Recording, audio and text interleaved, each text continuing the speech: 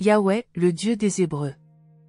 En se faisant une conception de la déité, l'homme commence par y inclure tous les dieux, ensuite, il subordonne tous les dieux étrangers à sa déité tribale, enfin, il les exclut tous, sauf le Dieu unique de valeur finale et suprême. Les Juifs synthétisèrent tous les dieux dans leur concept plus sublime du Seigneur Dieu d'Israël. Les hindous combinèrent également leurs multiples déités en la spiritualité unique des dieux, décrite dans le Rig Veda, tandis que les Mésopotamiens réduisirent leur dieu au concept plus centralisé de Ben-Marduk. Ces idées de monothéisme mûrirent dans le monde entier assez peu de temps après l'apparition de Mashivanta Melchizedek à Salem, en Palestine. Mais le concept de la déité prôné par Melchizedek ne ressemblait pas à celui de la philosophie évolutionnaire d'inclusion, de subordination et d'exclusion. Il était basé exclusivement sur le pouvoir créateur et influença très rapidement les concepts les plus élevés de la déité en Mésopotamie, aux Indes et en Égypte.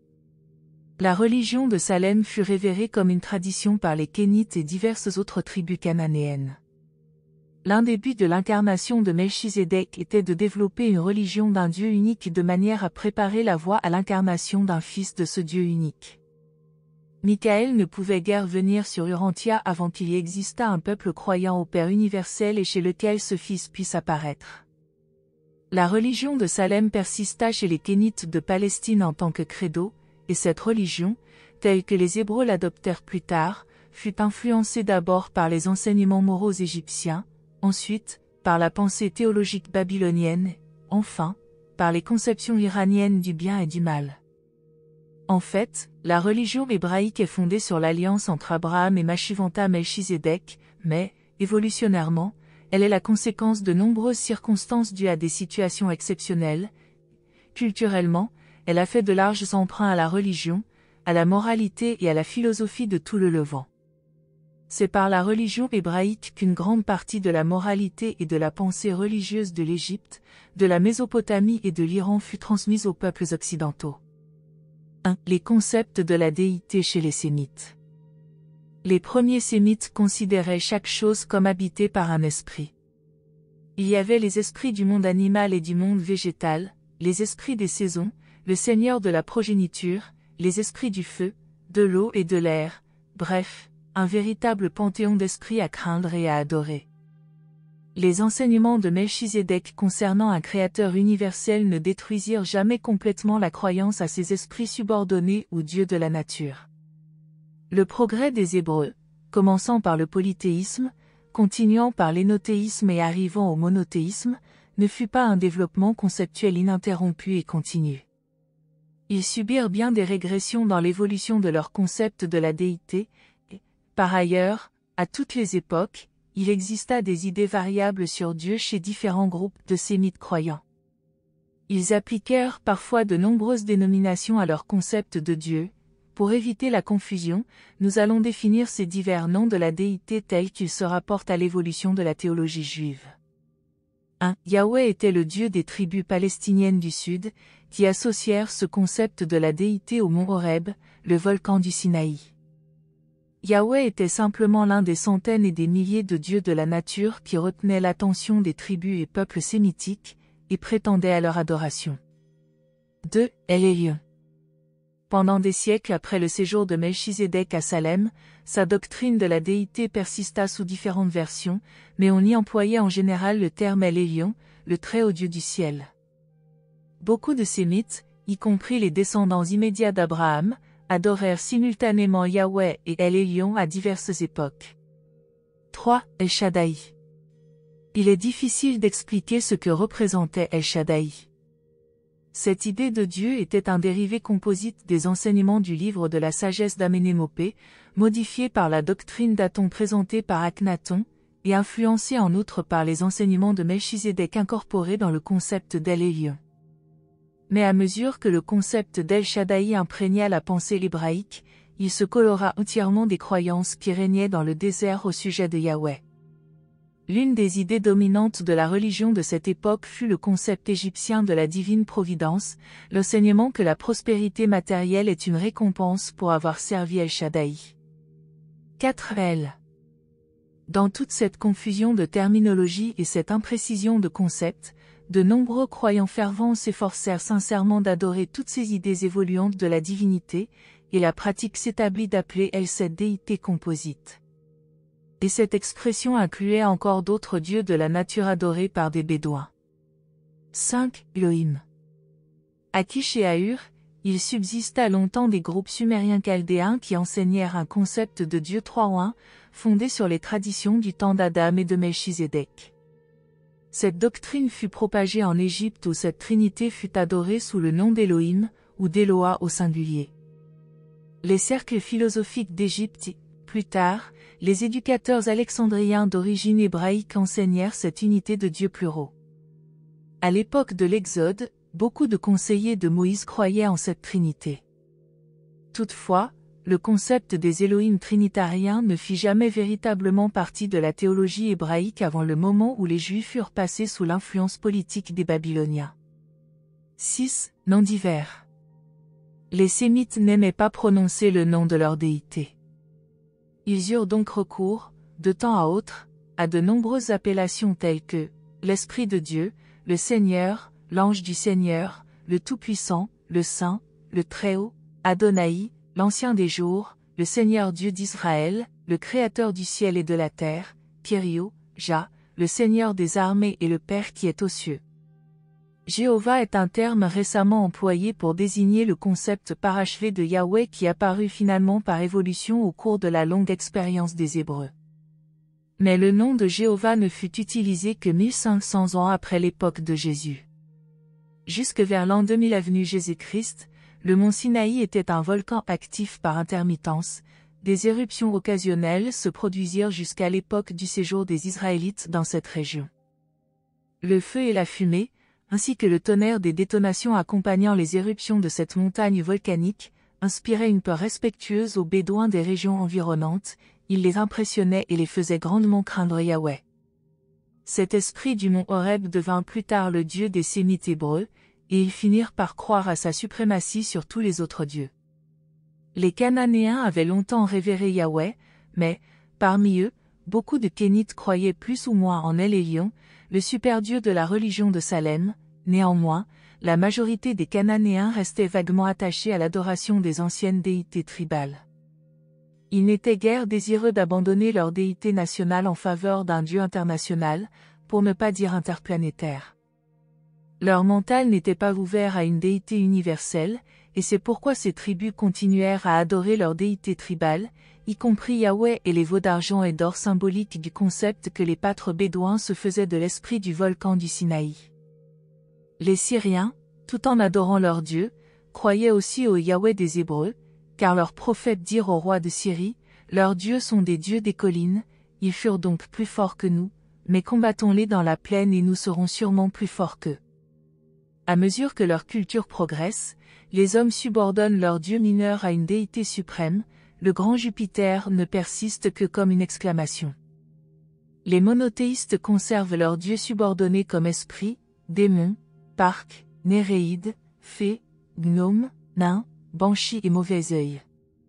Les Hébreux passèrent par l'énothéisme et crurent longtemps à l'existence de dieux autres que Yahweh, mais ils estimèrent, de plus en plus, que ces déités étrangères étaient subordonnées à Yahweh.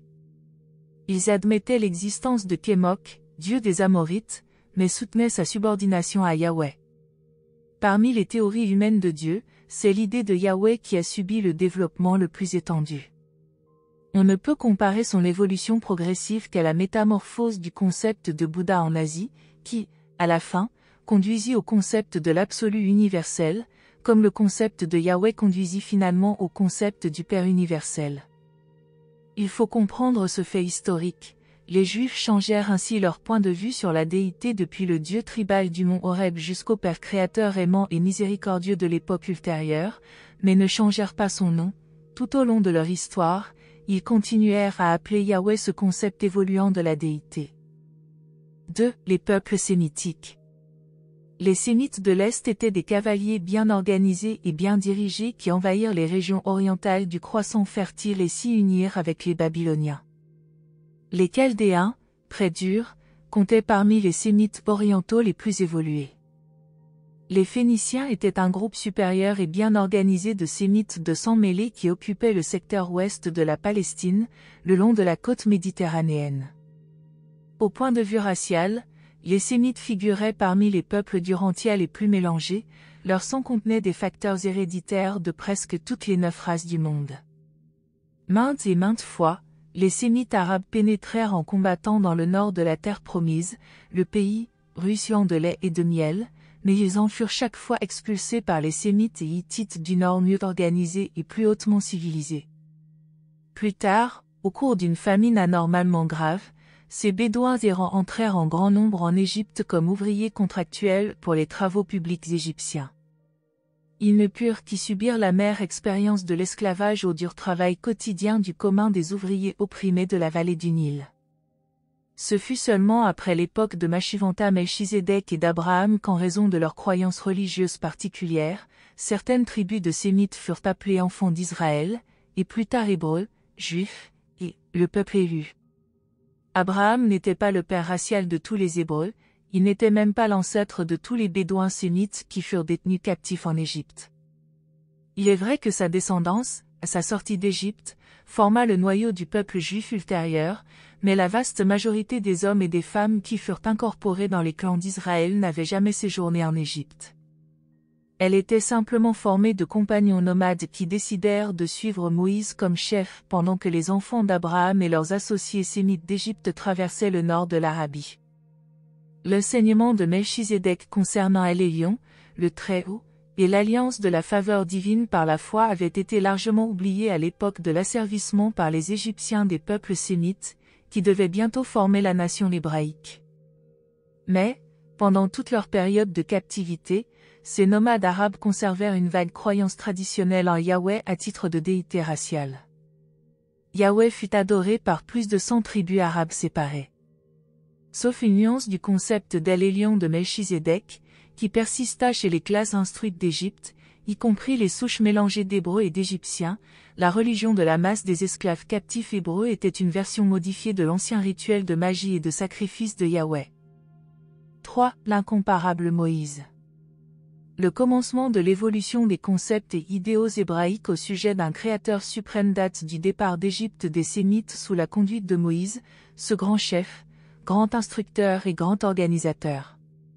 Sa mère appartenait à la famille royale d'Égypte, son père était un sémite, officier de liaison entre le gouvernement et les Bédouins captifs. Moïse possédait ainsi des qualités tirées de sources raciales supérieures, ses ancêtres étaient de sang tellement mêlés qu'il est impossible de le classer dans un groupe racial déterminé. S'il n'avait pas été de ce type mixte, il n'aurait jamais fait montre de la variété de talents et de l'adaptabilité inhabituelle qui lui permirent de diriger la horde diversifiée qui finit par s'associer aux Bédouins sémites fuyant d'Égypte vers le désert d'Arabie sous son commandement. Malgré les séductions de la culture du royaume du Nil, Moïse résolut de partager le sort du peuple de son père. À l'époque où ce grand organisateur mettait au point ses plans pour libérer, en son temps, le peuple de son père, les Bédouins captifs n'avaient guère de religion digne de ce nom, ils étaient pratiquement dépourvus d'un véritable concept de Dieu et sans espoir dans le monde. Nul chef n'entreprit jamais de réformer et de relever un groupe d'êtres humains plus pitoyables, plus déprimés, plus découragés et plus ignorants. Mais ces esclaves portaient des possibilités latentes de développement dans leurs lignées héréditaires, et Moïse avait entraîné un nombre suffisant de cadres instruits pour constituer un corps d'organisateurs efficaces en prévision du jour de la révolte et du coup de force pour la liberté. Ces hommes supérieurs avaient été employés comme surveillants indigènes de leurs semblables et avaient reçu une certaine éducation grâce à l'influence de Moïse auprès des dirigeants égyptiens. Moïse s'efforça de négocier diplomatiquement la liberté de ses compagnons sémites. Lui et son frère firent, avec le roi d'Égypte, un pacte par lequel ils obtinrent l'autorisation de quitter paisiblement la vallée du Nil pour le désert d'Arabie. Ils devaient recevoir un modeste paiement en argent et en denrées comme gage de leur long service en Égypte. De leur côté, les Hébreux s'engageaient à maintenir des relations amicales avec le Pharaon et à ne faire partie d'aucune alliance contre l'Égypte. Mais, ensuite, le roi estima opportun de répudier ce traité sous prétexte que ses espions avaient découvert de la déloyauté chez les esclaves bédouins. Il prétendit que ceux-ci cherchaient la liberté en vue de se rendre dans le désert pour organiser les nomades contre l'Égypte. Mais Moïse ne se découragea pas, il attendit son heure. Moins d'1 an plus tard, alors que les forces militaires égyptiennes étaient entièrement occupées à résister aux assauts simultanés d'une forte poussée libyenne venant du sud et d'une invasion navale grecque dans le nord, cet organisateur intrépide mena ses compatriotes hors d'Égypte au cours d'une fuite nocturne spectaculaire. Ce départ précipité vers la liberté fut soigneusement préparé et adroitement exécuté.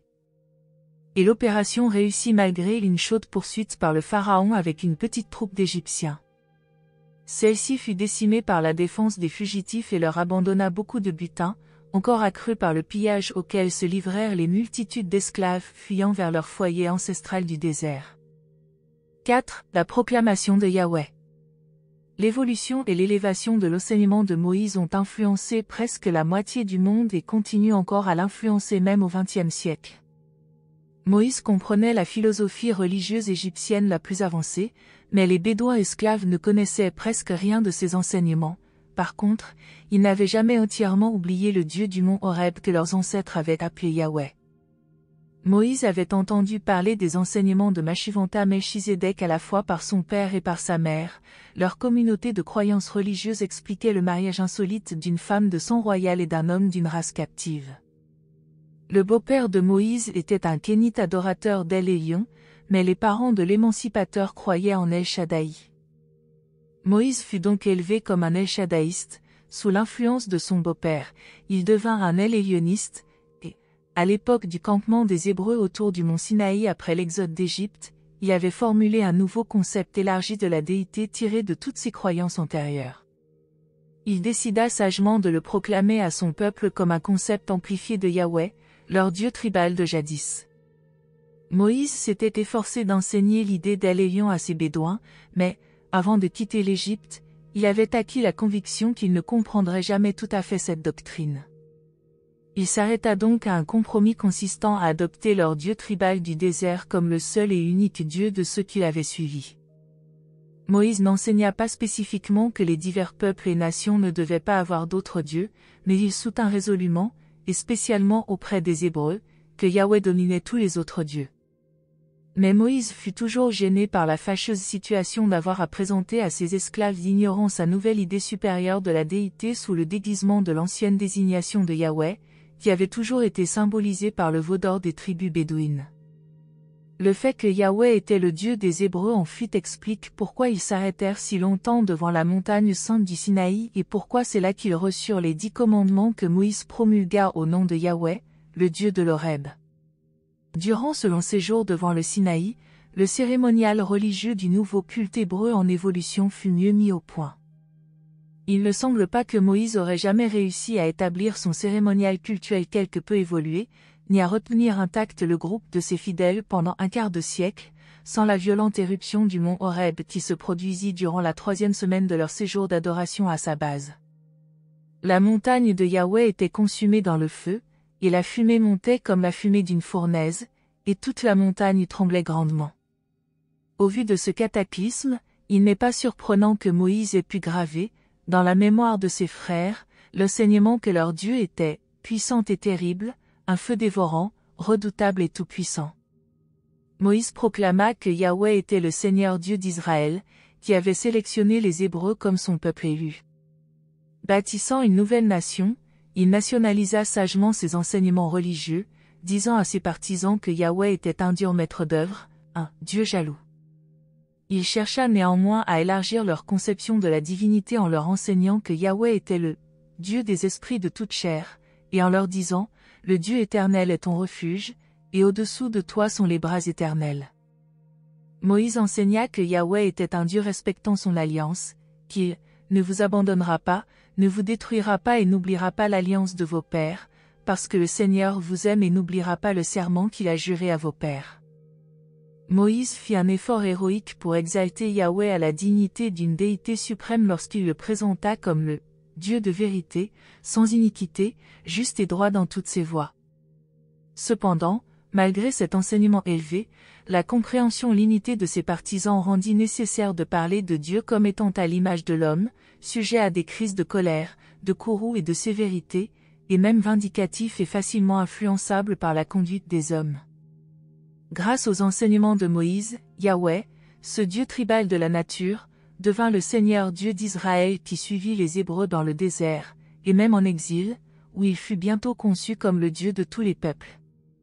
La captivité ultérieure qui a servi les Juifs à Babylone dégagea définitivement le concept évoluant de Yahweh et lui fit assumer le rôle monothéiste de Dieu de toutes les nations.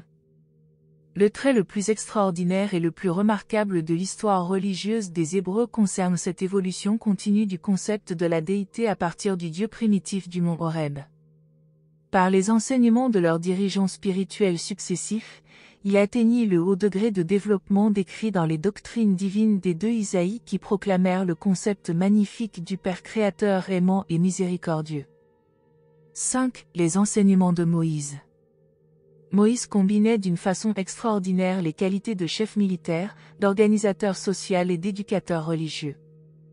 À titre individuel, il fut l'instructeur et le chef le plus important dans le monde, entre l'époque de Machivanta et celle de Jésus. Moïse tenta d'introduire en Israël bien des réformes dont il ne reste pas de traces écrites. Dans l'espace d'une seule vie humaine, il fit sortir de l'esclavage et d'un vagabondage non civilisé la horde polyglotte que l'on appelle les Hébreux, tout en posant les fondements de la naissance ultérieure d'une nation et de la perpétuation d'une race. Il y a fort peu d'archives du grand travail de Moïse, parce que les Hébreux n'avaient pas de langage écrit au moment de l'Exode. Les annales de l'époque et des actes de Moïse furent tirés des traditions qui avaient cours plus de 1000 ans après la mort de ce grand chef. Un bon nombre des progrès qu'apporta Moïse, en dépassant la religion des Égyptiens et des tribus levantines environnantes, fut dû aux traditions kénites de l'époque de Melchizedek. Sans l'enseignement de Machivanta à Abraham et à ses contemporains, les Hébreux seraient sortis d'Égypte dans une ignorance désespérante. Moïse et son beau-père Jéthro réunirent les vestiges des traditions du temps de Melchizedek, et ses enseignements, joints au savoir des Égyptiens, guidèrent Moïse dans la création de la religion et du rituel amélioré des Israélites. Moïse était un organisateur, il choisit ce qu'il y avait de mieux dans la religion et les mœurs de l'Égypte et de la Palestine. Associant ses pratiques aux traditions des enseignements de Melchizedek, il organisa le système cérémoniel hébraïque du culte. Moïse croyait à la providence, il s'était laissé complètement gagner par les doctrines d'Égypte concernant le contrôle surnaturel du Nil et des autres éléments de la nature.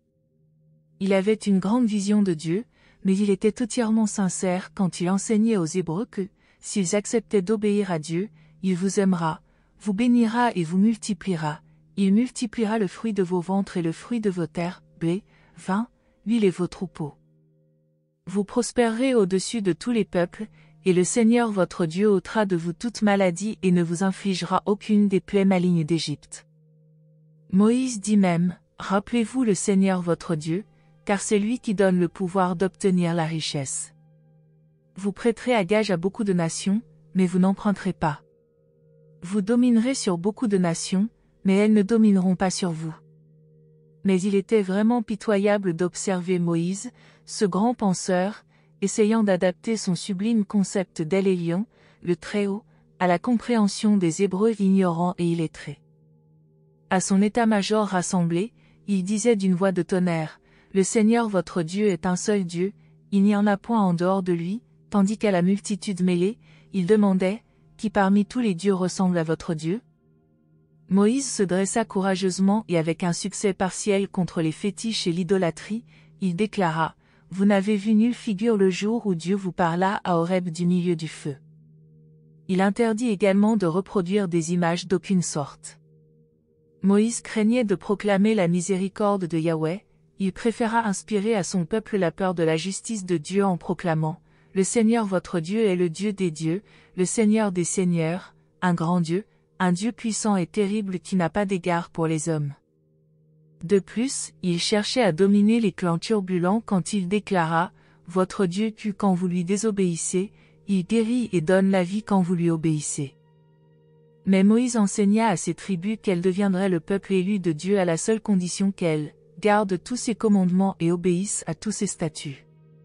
Durant ces premiers temps, on ne parla guère aux Hébreux de la miséricorde de Dieu. Ils entendirent parler de Dieu comme « le Tout-Puissant », le Seigneur est un guerrier, le Dieu des batailles, au pouvoir glorieux, qui taille en pièces ses ennemis. Le Seigneur votre Dieu marche au milieu de votre camp pour vous délivrer. Les Israélites croyaient que leur Dieu les aimait, mais aussi qu'il avait endurci le cœur du Pharaon et maudit leurs ennemis. Bien que Moïse eût présenté aux enfants d'Israël des aperçus fugitifs d'une déité universelle et bienveillante, leur concept, au jour le jour, de Yahweh était dans l'ensemble celui d'un Dieu à peine meilleur que les dieux tribaux des peuplades environnantes. Leur concept de Dieu était grossier, primitif et anthropomorphique. Lorsque Moïse trépassa, ces tribus bédouines revinrent rapidement aux idées semi-barbares de leurs anciens dieux de l'Horeb et du désert. La vision élargie et plus sublime de Dieu que Moïse présentait de temps en temps à ses cadres subordonnés fut bientôt perdue de vue, tandis que la majorité de la populace revenait à l'adoration de ces veaux d'or symbolisant Yahweh pour les gardiens de troupeaux en Palestine. Quand Moïse passa le commandement des Hébreux à Josué, il avait déjà réuni des milliers de descendants collatéraux d'Abraham, de Nahor, de Lot et d'autres tribus parentes, et les avait rassemblés à la cravache en une nation de guerriers pastoraux capables de s'entretenir par ses propres moyens et de se gouverner partiellement par elle-même. 6. Le concept de Dieu après la mort de Moïse. Après la mort de Moïse, son concept sublime de Yahweh dégénéra rapidement. Josué et les dirigeants d'Israël conservèrent les traditions mosaïques du Dieu infiniment sage, bienveillant et tout-puissant, mais le commun du peuple revint bientôt à l'ancienne idée de Yahweh, qu'il s'était faite dans le désert. Ce retour en arrière du concept de la déité s'accéléra sous le règne successif des divers chefs tribaux dits les juges. L'attrait de l'extraordinaire personnalité de Moïse avait gardé vivante dans le cœur de ses partisans l'inspiration d'un concept de plus en plus vaste de Dieu, mais, une fois qu'ils atteignirent les terres fertiles de Palestine, ces bergers nomades se transformèrent rapidement en fermiers établis et assez calmes. Cette évolution des pratiques de la vie et ce changement du point de vue religieux exigèrent une transformation plus ou moins complète du caractère qu'ils attribuaient à la nature de leur Dieu Yahweh. À l'époque où l'austère, rudimentaire, exigeant et orageux Dieu du désert du Sinaï commença la transmutation qui devait en faire plus tard un Dieu d'amour, de justice et de miséricorde, les Hébreux perdirent presque complètement de vue les sublimes enseignements de Moïse. Ils furent tout près de perdre la conception du monothéisme et leur chance de devenir le peuple qui devait servir de chaînon essentiel dans l'évolution spirituelle d'Urantia, le groupe qui conserverait l'enseignement de Melchizedek sur un Dieu unique jusqu'à l'époque de l'incarnation d'un fils d'effusion de ce Père de tout et de tous.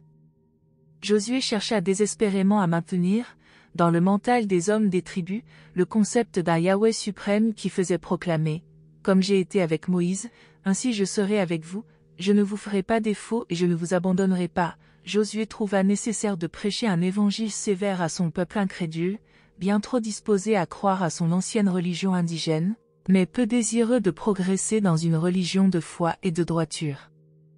La substance imposée par l'enseignement de Josué devint « Yahweh est un Dieu saint, il est un Dieu jaloux, il ne pardonnera ni vos transgressions ni vos péchés. » Le concept le plus élevé de cette époque décrivait Yahweh comme un Dieu de puissance, de jugement et de justice. Mais, même au cours de cet âge de ténèbres, des éducateurs solitaires apparaissaient de temps en temps et proclamaient le concept mosaïque de la divinité. Vous, enfants pervers, ne pouvez servir le Seigneur, car il est un Dieu saint. L'homme mortel sera-t-il plus juste que Dieu? Un homme sera-t-il plus pur que son Créateur? Pouvez-vous trouver Dieu en le cherchant? Pouvez-vous découvrir parfaitement le Tout-Puissant? Voici, Dieu est grand, et nous ne le connaissons pas. Et le Tout-Puissant, nous ne pouvons le découvrir. 7. Les psaumes et le livre de Job. Sous la direction de leurs chefs et de leurs prêtres, les Hébreux se répandirent en Palestine.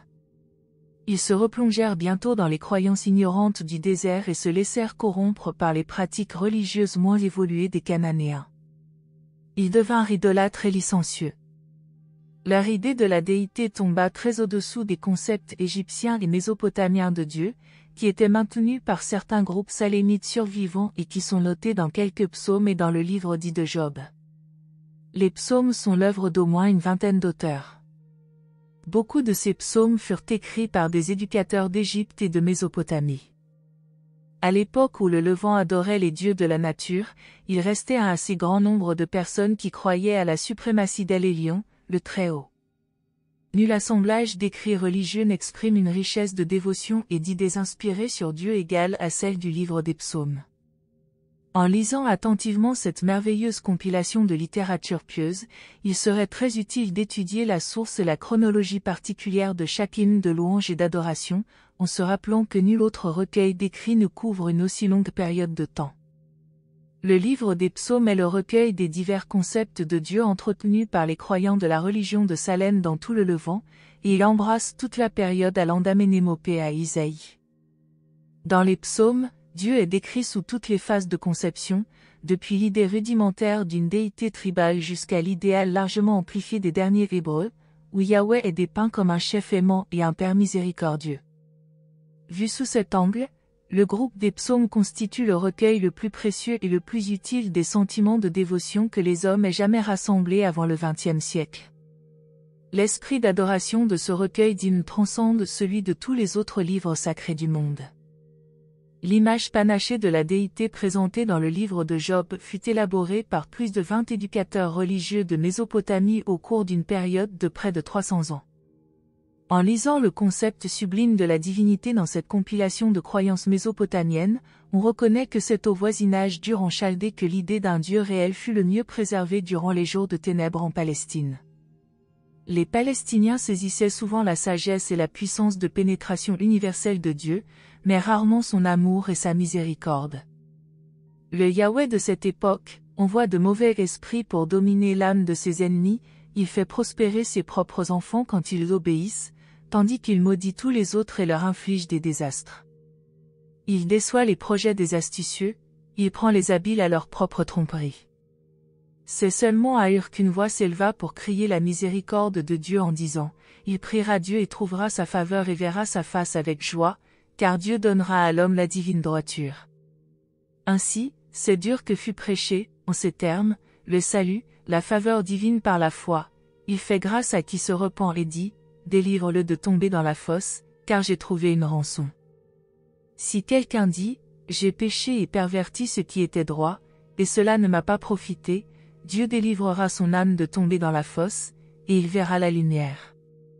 Jamais, depuis l'époque de Melchizedek, le monde levantin n'avait entendu un aussi vibrant et encourageant message de salut humain que cet extraordinaire enseignement d'Éliu, prophète dur et prêtre des croyants salémites, c'est-à-dire le reste de l'ancienne colonie de Melchizedek en Mésopotamie. C'est ainsi que le reste des missionnaires de Salem en Mésopotamie maintint la lumière de la vérité durant la période de désorganisation des peuples hébraïques jusqu'à l'apparition du premier de la longue série ininterrompue des instructeurs d'Israël. Concept après concept, ils édifièrent jusqu'à ce qu'ils fussent parvenus à la réalisation de l'idéal du Père universel et Père créateur de tout et de tous, apogée de l'évolution du concept de Yahweh. Présenté par un Melchizedek de Nébadon.